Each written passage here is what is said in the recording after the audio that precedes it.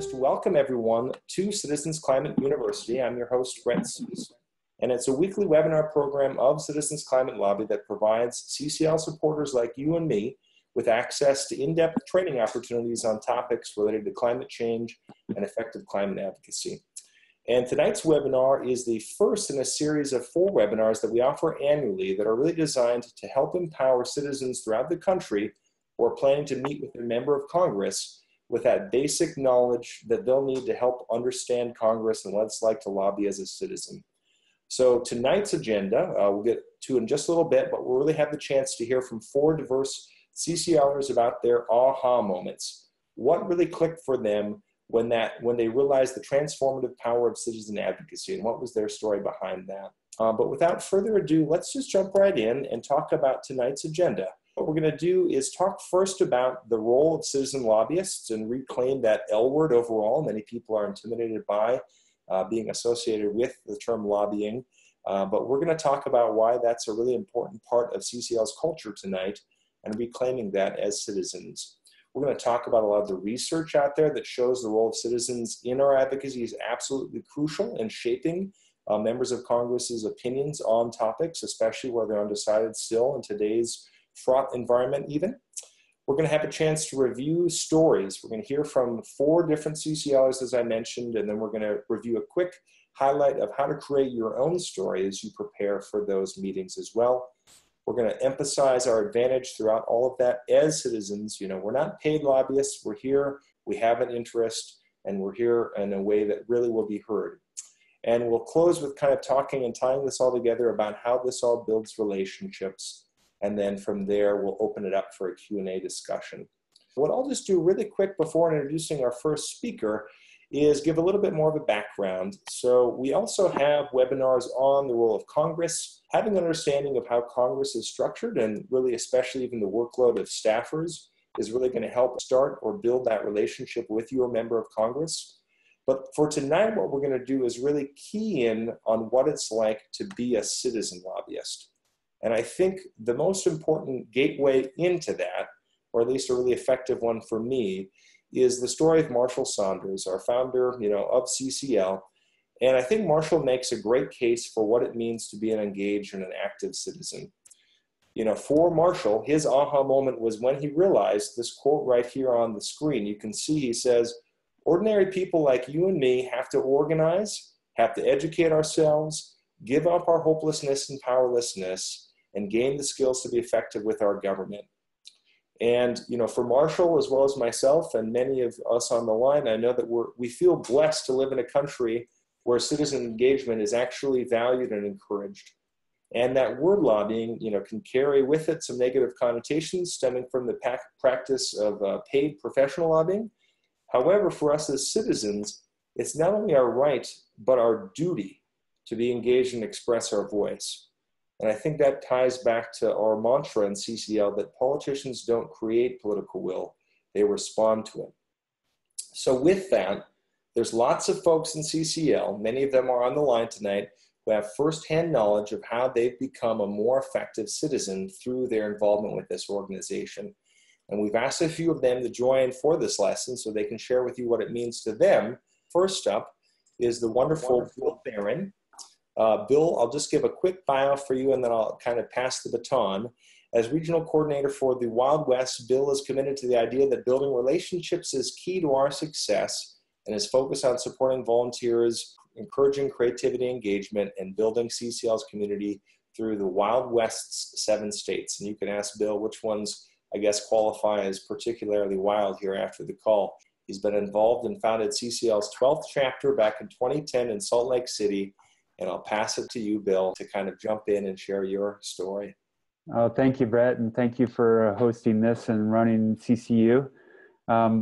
So thinking about what it is for me to be a citizen lobbyist, before I got involved with CCL, I didn't have much participation in politics at all.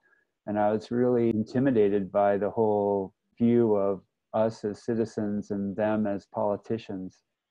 And I knew that I needed to speak up on this issue because it was so important to me. And so I decided that, in order for me to get to a place where I'm speaking up in that way, I needed to step through my comfort zone in order to get there. And so without holding back, I signed up to come to DC, and I was really nervous about it. And the experience of going into my first meeting was really terrifying to me. I was very nervous. My hands were shaking. It was really difficult to talk. And it was just a transformation for me to go to that meeting, and a breakthrough to realize how we all have this voice that we can share as constituents to speak up for what we believe in. So being a citizen lobbyist for me is really being able to walk my own talk, what I believe in. It's working for the greater good. It's an opportunity to connect with people.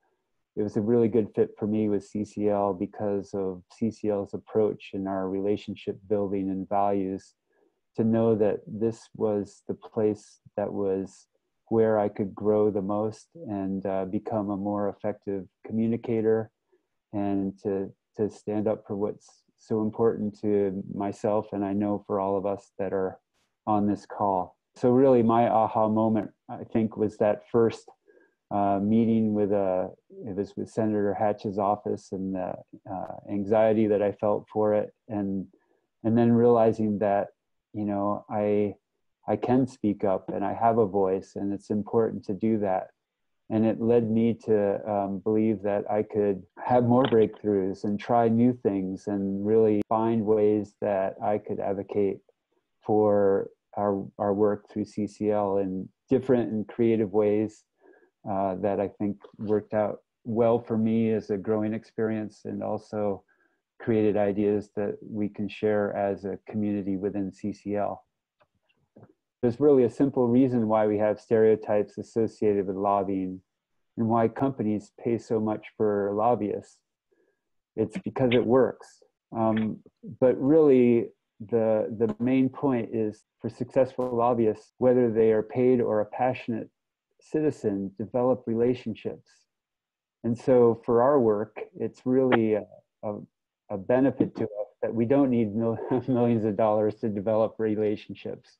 We can actually do it as passionate citizens speaking up for what we believe in. And that the key, as far as developing relationships, has been proven to be very fruitful. So when setting legislators' daily agenda, constituents always figure prominently. Any constituent who makes the effort to travel to Washington will almost always get a meeting with a member of Congress or staff. I mean, and really, if you think about it, you know, we are the people that basically hire our congressperson. So they want to hear from us. So we always have that opportunity. And what we found in a survey of congressional staffers is that from the Congressional Management Foundation, that constituents who are able to express an interest and not just an opinion have much more influence. So there's two types of constituents, and they're not always given equal weight. Let me give you an example. If a constituent stands up at a town hall meeting and says, "I think we should reduce our greenhouse gas emissions," that the congressman will file that in one part of his brain. But if that same constituent says, "I think we should reduce our greenhouse gas emissions because my 3-year-old daughter has respiratory problems," you can see that the congressman would file that in a completely different compartment. The person has a much stronger bond to the legislator, and he has a much greater obligation to integrate their concerns into his decision. The lesson here is that constituents with a genuine interest in a story are more likely to have influence than those who are telling the story. So before our examples tonight and later lessons in this series, we want to go through the advantages that we have as citizens compared to paid lobbyists. So we want to take a look at some of the differences between CCL lobbying and professional lobbying, and where we have an advantage. You know, paid lobbyists are hired guns. They're just doing their job and advocating for what they're paid to do. while as citizen lobbyists, we are constituents and we have an important voice that we can share with our members of Congress, and they want to hear from us. Paid lobbyists have an opinion. That compared to what we do as citizen lobbyists is we're coming, I think, from a much deeper place where this is an important issue to us personally.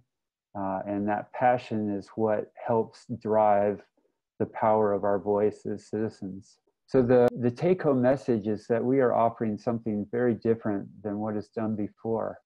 However, we don't have every advantage. We have a passionate interest in the topic, and we live in the lawmaker's district. So we ought to play to our advantages. Excellent. Thank you so much, Bill. So let's jump in. And for this, we're going to pivot to talking about kind of the role of building relationships. And to begin that journey, what we're going to have first is the chance to learn from the wonderful Bill Bray. Bill has founded the Woodlands chapter of CCL and Chairman Kevin Brady's district, Chairman of the Ways and Means Committee. So it's an absolutely critical district in the country on the pathway to passage to get fee and dividend passed. And he's also helped grow membership, and he'll share that story in just a little bit, to well over hundreds and hundreds of members in just over 2 years. And it's also the role of liaison with ExxonMobil and co-lead for Team Oil, an action team within CCL's Action Directory. Is also a conservative caucus member and lead for CCL's Presbyterian Action Team. We are just grateful for your time on the line tonight as well. Okay, thank you, Brett. I lived in Europe for a decade, and when I was there, I saw how we and everyone else was far more efficient with gasoline due to the high petrol taxes. So I wrote my first letter to the first President Bush in 1990 asking for higher energy taxes in the US. And when I retired, I wanted to advocate more for carbon taxes and found CCL. And CCL's carbon fee and dividend addressed all the issues that I had and a lot that I hadn't even thought of yet. And CCL's positive and respectful approach to lobbying is wonderful, so it was a perfect match for me. We had 5 other CCLers in the Woodlands when we started our first chapter in early 2015. We've grown to over 700 members and 4 chapters in Texas 08, even in our deep red oil and gas region.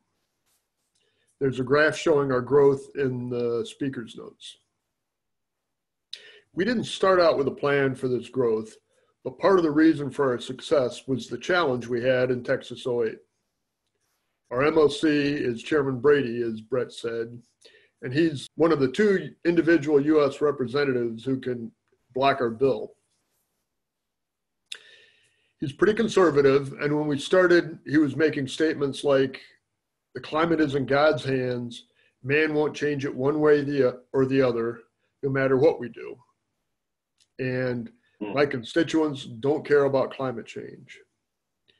We've been working with him following the CCL approach, and last June, Chairman Brady wrote a letter to the editor that included the sentence, "We need to protect our environment and reduce carbon emissions, but in a fair, responsible, and achievable manner." So we're not there yet, but we're making real headway.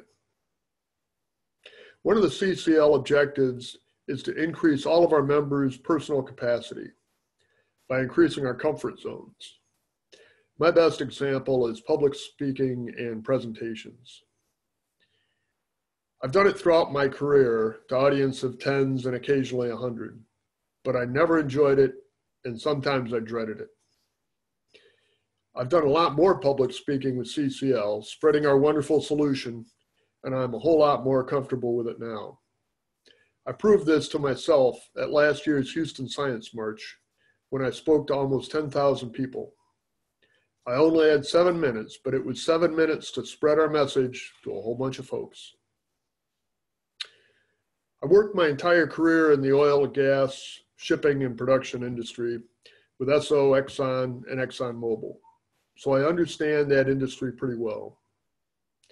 As Brett said, I'm now the co-lead for CCL's Team Oil, and we're spreading the word on why most of the oil and gas majors really do support carbon pricing and have good business reasons for doing so. This can be a powerful pitch to our members of Congress especially conservative members.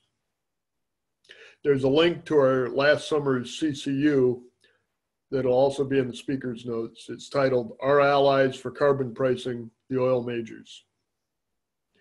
I'm also CCL's liaison with ExxonMobil. Our latest success was tabling at ExxonMobil's internal Earth Day event. We signed up 52 new CCLers. So thank you for your time. Keep up the good work with CCL and keep calm and price carbon. Thank you, Bill. Well delivered, and I think this photo of you conversing with Senator Cruz speaks volumes too about that investment in relationships. And so let's just talk quickly about that. We all, or maybe many of us at least, are familiar with Dale Carnegie's phrase of winning friends and influencing people. And from Bill's example, how do we go about building long-term meaningful relationships with our members of Congress or their staff? And I think, one of the key things to really focus in on Bill's story is to understand where someone else is coming from before preaching them with your own concerns or problem, to really kind of highlight what their interests are and framing it as an important way to help influence their thoughts about an issue that might be connected to that. You can see here that really there's a couple of best practices that CCL recommends. We won't go into depth for all of them, but they're all fairly intuitive. As an advocate, if you start a conversation by asking about a congressman's kid who just went to college, or mentioned that you saw her picture in the newspaper recently at a ribbon cutting, to really break that ice without having it immediately jump in to why you're there, to have them introduce a bill to put a price on carbon return revenues back to households. And remember, this is a slow dance. This is a marathon, not a sprint. And so another way to really win people over is to become a trusted advisor over time and demonstrate that you are a policy expert that can provide reliable information that that member of Congress or their staff really can rely on. And part of that reason that lobbyists are so successful at their job is because they know the issue. We have specific information regarding our policy. We have studies, again, that highlight the impacts in our states and districts. We can provide a very valuable service to those districts as a result. And so keeping in regular contact with your legislator helps provide that service, as Bill highlighted, to be a valuable, accountable person to their voters, and to always operate from that perspective of respect, appreciation, and gratitude in the relationship development. It isn't just a slogan. It's really a foundational cornerstone of who we are and how we've built success throughout the country with members of Congress. So what I'd love to do, we've heard from folks that have been involved for many years with CCL. What I'd love to do now is actually pivot to the story of someone that got involved only really in the last year. Debbie Chang provides a window in for advocates to realize that in CCL, you don't have to just be here since the dawning of time to be effective. You can jump right in, and even if you've only been here for a month or two, your impact's immediately appreciated. So let's hear Debbie's story. Hi, CCU. I'm Debbie. I'm in the Washington, D.C. chapter, and I'm also active in the action team of climate and environmental justice. I'm on the steering committee. And I'm sorry I couldn't be there in person. I'm in California, and I'm visiting my 2-month-old niece. So I'm there building those relationships with the next generation. I'm here to share a little bit about how CCL has changed me and helped me in my life. I will start with the fact that I joined CCL about a year ago in April. And then I joined the June conference when I came to DC. And before the June conference, I was pretty much in despair about climate change. Since the June conference, I have been filled with optimism and confidence. I no longer worry about climate change. I think we're going to solve it. Something else that CCL has helped me with is that the CCL philosophy of learning and listening, it's really inspired me to go and learn more for myself. I now have gained a broader understanding of viewpoints that are different from my own. And for example, one of the reasons I joined Citizens Climate Lobby was when Conservative Director Peter Brin had his video on conservative messaging theory. You can find it on the YouTube channel. And it exposed me to different viewpoints, and I had never thought about climate change from a conservative angle before. The other part of this, as I mentioned earlier, I'm on the Environmental Justice and Climate Justice Action Team. And For those of you who don't know, environmental justice is the idea that the environmental benefits and burdens of policies fall disproportionately on different members of our community. If you are in a poor community, you're more likely to be left in an area which is at high risk for climate disasters like flooding. There's a few sayings in environmental justice, which is that environmental justice shouldn't be an issue that you pick up and put down and think about. It should be a lens by which you view all of your policies. For example, if I look at carbon fee and dividend, I look at it through an environmental justice lens and think, how does this affect and benefit and hurt environmental justice communities? And for that, I want to listen to environmental justice frontline communities and not just people who make plans for environmental justice communities. I'd like to listen to what we call own voices. Environmental justice folks would like to be at the planning process and to be considered early in a process instead of asking them to just sign off on a policy after the fact. So it's important, I think, to build those relationships and to learn and to listen for both conservatives and environmental justice. So I really like these abilities that CCL has given us. On Saturday, I actually went to a local tabling event and I introduced myself to the CCLers at the table and I jumped in and talked to a couple of people. And afterwards, they were like, oh, you were really good. And it was really nice to hear that. I know I expressed a few extra, I was able to use some of my language skills because this is my hometown and I speak a different language than some of the CCLers. And so I was able to talk to immigrants in their own language. And it was really cool and inspiring to be able to have that connection and conversation. So thank you very much for listening to my thoughts about Citizens Climate Lobby. And thank you all so much for everything that you are doing. All of those little things really add up to the power of this organization as a whole. And thank you for doing your part. Good night. All right. I think what Debbie's main point there, that these relationships that we're developing don't just have to be with members of Congress and their staff as well. That obviously the same tactics that we're talking about tonight that all of you are already involved with throughout all of those communities that are represented on the call tonight are absolutely critical. We don't just have to focus on Congress, but the people that will be affected by this policy as well. So with that, let's pivot to the final story tonight. Great, Brett. Thank you. Well, first and foremost, it's clear that congressional offices want to meet with constituents. I mean, that has the most impact.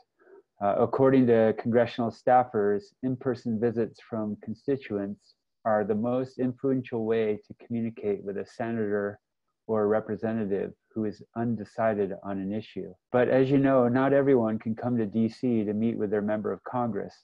So you may be in a constituent-less meeting. Even though no constituents are in the meeting, we still have information about how our policy will impact their district. Remember, that's the most valuable tool we have at our disposal. If you think about it, paid lobbyists are not constituents either. However, they are always meeting with staffers and members of Congress. You are there to act like a policy advisor. Additionally, mention that we have constituents or supporters in the district. In these instances, it's important to consider a couple of things. As a non-constituent, you have a duty, a sacred trust, to complement or enhance the relationship so that the constituents can pick up where you left off. We want to bolster the relationship of the constituents. If there are no constituents in the meeting, assume the role of someone who represents the constituents' interests. Of course, there's a lot more to building relationships than these three things. They can start on this framework, but blossom in many different directions. So once you know your office, are a trusted advisor, and are in frequent contact, then you'll practice situational awareness to figure out how to deepen the relationship. So let's have a chance to learn about what that might look like from another story standpoint. Mark Gould is the CCL Charleston, South Carolina group leader, has been active with CCL for many years, and I'll turn the floor over to you, Mark, about your story about developing that relationship with Representative Mark Sanford, our lone Climate Solutions Caucus member, also on the Freedom Caucus. Good. Okay. I'm the group leader for the Charleston, South Carolina area. We are liaisons to Congressman Mark Sanford and James Clyburn, and Senator Tim Scott. We have most of the members of the Charleston group are constituents in Mark Stanford's district. I'm one of the few who is not, but as group leader, I've developed a almost constituent-like relationship with Representative Sanford. My own personal background is I worked most of my life as an environmental engineer, and I spent a lot of time developing greenhouse gas emissions models to be used for making capital investment decisions, largely in the fertilizer and wastewater treatment industries. When I wound that down and joined CCL, I found that I'm very much outside of my normal skill set, and I'm not a particularly good group manager, but we have been getting things done. Charleston is a city at sea level that is subjected to terrible dry weather flooding. The city is sinking and people are freaking out. The city's going to be spending hundreds of millions to build levees and put in more pumps, stormwater storage tunnels. Mark Sanford's district is a largely affluent district on the coast. His own little plantations on the coast, and he sees his own trees being destroyed each year by the rising saltwater water table along the coastline. So he gets it, and his constituents get it. Brett said he's a member of the Freedom Caucus. He's very committed to small government and balanced budget, and not a great fan of taxes. So, but he is at the same time a highly accessible and responsive congressman. Every time you meet with him in his district office, he sends me a handwritten letter thanking me for my time. It's pretty extraordinary. Some of the things our group emphasizes is a very good relationship with our daily newspaper, the Post and Courier, which is very engaged on the climate issue. We get letters and op-eds in frequently. We also are highly focused on youth outreach. We have an internship program at the College of Charleston, and they have their own subgroup at the college. So getting back to Mark Sanford, he gets it. He has every reason to be engaged on the issue. We were not up against the kind of obstacles that people in a lot of parts of the country are. He has led the charge against coastal oil exploration off the coast of South Carolina. Early on, we encouraged him to sign the Republican Climate Stewardship Resolution, and after a few months of needling, he finally signed it. Then we started to encourage him to join the Nonpartisan Climate Solutions Caucus. It took a number of meetings, a letter to the Post and Courier asking that he join. Finally, our meeting with him and his staff in DC in November, we were joined by Jay Butera, and he had a couple of subsequent one-on-ones with Mark Sanford in DC, after which he joined the Nonpartisan Climate Solutions Caucus. We then wrote a letter to the Post and Courier recognizing this and thanking him for his engagement on the issue. So there's no magic formula here. He was already close and just needed a little nudge. So that's my story. Mark, thank you so much. And just being able to highlight kind of the step-by-step process and helping, especially a lot of us on the call that are looking for that same end result, be able to visualize the steps that your team took to help get that achievement past the goalpost. We really appreciate your leadership in South Carolina. Thank you. Yeah, thanks. So the most valuable gift a lobbyist gives a member of Congress isn't a campaign contribution. It's a detailed analysis of how a particular issue affects the lawmaker's district or state. Some state associations, nonprofits, and corporate leaders may offer this data, but many don't. And we can say with certainty that very few beyond our own volunteer network are identifying and researching how carbon fee and dividend affects our legislators' constituents. This is our most valuable tool. We have the information and are trained on how to communicate and deliver carbon fee and dividend. And so with that, let's just do a quick review. We've got a lot of resources on community about how to build your own story out. We've hit this on, from the very first beginning of climate advocate training, wherever you've taken that, all the way through a lot of the lessons that you might see on the core volunteer training or in the communications activity. But our study guide this year also focuses in on what Bill's mentioned there, on the importance of connecting the dots to local impacts. Really gives you a whole host of resources to look into to help you feel ready to make those dots connected about the local impacts and to have this be a personal, upfront story in your own backyard rather than feeling like a far-off impact. And again, just to reiterate, the reason why we say that, one of the organizations that we've worked with for many years, the Congressional Management Foundation, reminds us that citizen advocates are most influential when they actually provide personalized and local information to Congress. For example, one of their studies said that over 90% of staffers that were surveyed said that it's helpful to have information about the impact that that bill or the issue, in this case, climate change or carbon fee and dividend, would have on the district or state. However, less than 10% of those meetings actually provided it. So again, there's a big disconnect between wanting it and actually receiving it, and we can fill that gap with our issue. We also have a core volunteer training on storytelling. It actually features Marshall telling his own story of his own first lobby meeting and how nervous he was that he could only focus on if his legs were crossed and where his arms were, and not really even able to remember what his main point was that he went into the meeting actually focused on saying until somebody else gave him his prompt. But there's a wonderful story there with some slides that will go more in depth. I'm just going to give you the high points here really quick, and that is this. This connects to what we're talking about tonight. There's two ways to share knowledge, one of which is how we've all received it before, pushed at us, the other of which is being pulled in. And how are we pulled in often? With a story.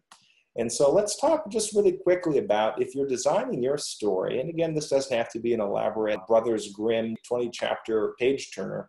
This can be a simple 1 or 2 minute story that we've had modeled to us tonight by 4 leaders. It's pretty easy. People have trouble remembering facts, but they certainly don't forget a good story. And really what happens is if you're effective in storytelling, it appeals not only to our head, but also to our heart. And what we're really aiming for is 3 things. We're hoping that as storyteller, we're going to change the way our audience either thinks, feels, or acts. And if we're really good, hopefully all 3 of those. And so again, if the aim of the speaker is to change the way people think, feel, and act, and we think about this preemptively, what's kind of a way to really design the way that we tell our own story? Because each of us on this line tonight have a very powerful story that we can frame in our meetings that we're preparing for in DC. There's a whole bunch of social science research out there, but I'm going to distill it down to 3 words so that you don't have to remember a lot: the before, the after, and the how. So again, you want to frame this in a way where you, when you have the spotlight, are able to tell kind of the story from the position of what your ask is, using vivid imagery, and hook them from that very beginning. What's that stake? What's kind of your before moment? Why are you here? Who are you before being involved with CCL, and why are you here? And that's kind of connected with the before. And then the after really is looking ahead at what we face, whether or not we act, right? So what are the impacts that are present in your local district that are already happening or will happen with business as usual emissions? What stories can you tell that really help that lawmaker or staffer frame this issue in a real personal way? And then lastly, that how connects to why you're there. What is the solution that you have to offer? What's the conflict? One of our speakers, Dr. Shiling Su, one of our advisory board members too, reminds us that everyone wants to be the hero of their own story. Everyone wants to, we don't want to have kind of good guys and bad guys. How can you invite even that staffer or that member of Congress to also be a hero in this story? How can you help them keep it positive, focused on an actual message of success, but invite them to also be a part of the solution that you're there supporting? So with that, this isn't a workshop on storytelling, but again, it's a way of kind of highlighting how important it is to have storytelling at the heart of what you're bringing to DC. And just as a quick reminder, even if we don't have more than 15 to 20 seconds, you can still easily make your pitch with that kind of 3-word format, before, after, and how, within your meetings. Like the earlier example Bill provided of the mom with an interest, her daughter's respiratory problems, whether you're a farmer, a fisherman, a construction worker, tie it into your industry, tie it into your profession, whatever you're connected to that's facing impacts and has an interest that needs to be protected, that's why you're in DC. A quick, simple 10-second background you could also rely on, say you've spent 30 years in insurance and you've noticed that, reinsurance of late has seen historic increase in costs. And as a small business owner and a centrist voter, you're there to look out for your own business line and also a policy supported by both sides of the aisle. Something as simple and straightforward as that is a wonderful way to kind of make it personal, tie in those interests, and connect the dots to your own story.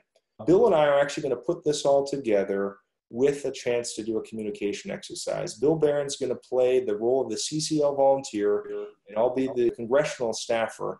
But with each lobby webinar, you've probably noticed this if you've been on one before, we always kind of want to try to include an actual demonstration of these communication skills. We also need to keep practicing asking these questions and a way of identifying values, building that relationship that we've talked about tonight. So the content of what we're just going to present here in a little bit isn't the important part. Rather, what's important is the adaptive process that Bill's going to highlight as the CCL volunteer in this demonstration. Pretend he just gave that insurance story, and then we're going to jump right into the meeting, that he uses to draw out more information from me, the person that he's meeting with. So listen carefully to what he does to draw out more information and how he identifies values. And again, the situation is Bill, as the CCL volunteer, has just explained his own story as well as how the dividend works. Here we go. This looks like a form of income redistribution to me, Bill. That's interesting. Can you tell me more about that? Yeah, well, obviously wealthier people are paying more for the carbon fee than poor people, so they're going to come out behind. I'm wondering if this is an issue of fairness to you. Yes, it definitely is. I think that everyone should be treated the same way. Well, that matters to me too, that things are fair. That's why I like that everyone gets the same dividend instead of some people getting more and some less. Does that seem fair to you? Well, when you put it that way, I guess yes, but there are still winners and losers. You're right, there are. Why do you think that is? Well, I suppose because people's footprint, obviously some of us use more fuel than others, and those people that do have costs that go up. Yeah, I think you're right. We have some data that shows exactly how people in your district would fare under a carbon fee and dividend. Would you like to take a look at that now? Sure. So we'll pause there. This is but one example of many on an issue, and hopefully picked up on how Bill asked questions right from the start. He did so to really understand and determine what my underlying value of income redistribution meant.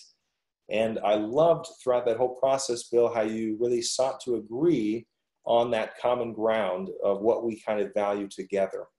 But think about how different that conversation feels, if immediately following my income redistribution comment, Bill were just to have launched right into describing the household impact study, as if, he was telling me that I was wrong immediately without really keying in on my resistance.